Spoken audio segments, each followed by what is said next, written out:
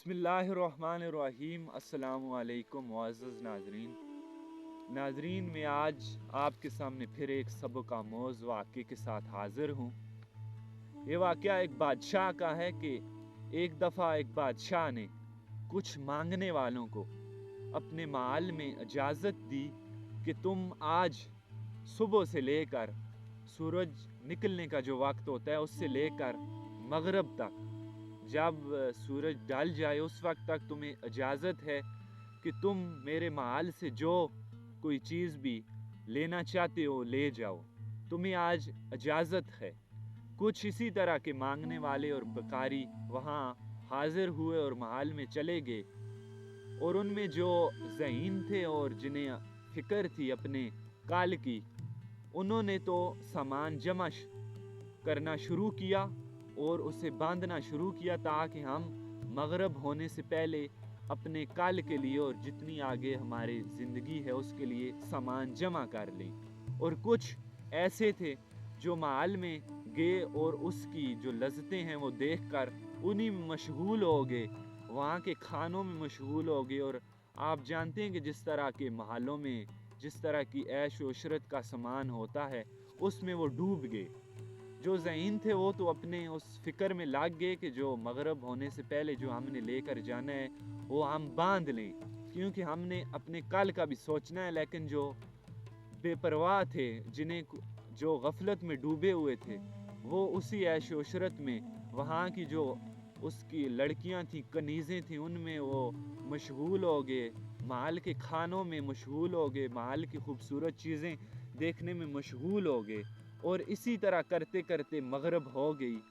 जो ज़हीन थे, जिन्हें परवाह थी, जो गाफिल नहीं थे, वो जिन्होंने सामान जमा कर लिया था, हीरे जवाहरात और हर तरह की कीमती अशिया बांध ली और जमा करके वहाँ से मगरिब से पहले निकल गए।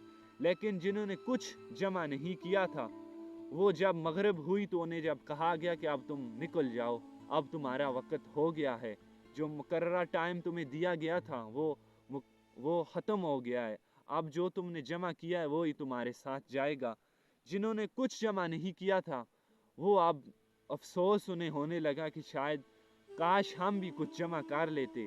जिन्होंने जमा किया वो खुशी खुशी जा रहे थे, क्योंकि सामान तो आ जाता है, हीरे जवाहरात उनके पास थे, सोना वगैरह इस तरह की कीमती अशिया उन्होंने जमा कर ली थी।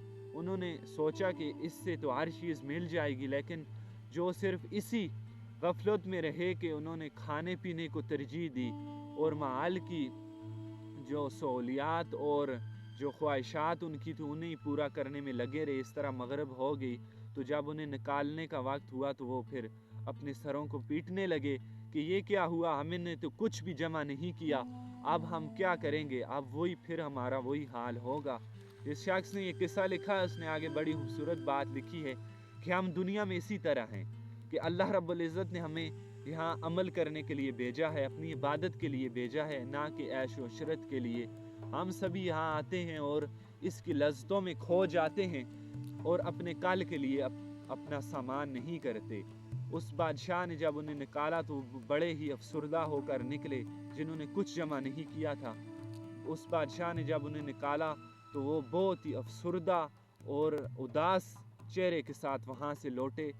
जिसने लिखा ये किस्सा उसने ये बात आगे लिखी है कि काश हम भी उस बादशाह ने हमें ये इजाज़त दी है कि दुनिया में जाओ और अपने कल के लिए समा करो, हम भी उसी तरह करें कि जिस तरह उन ज़हीन फ़कीरों ने, उन ज़हीन मांगने वालों ने, उन मुफक्कराना मांगने वालों ने किया कि हम भी अपनी आखिरत के लिए सामान जमा कर लें।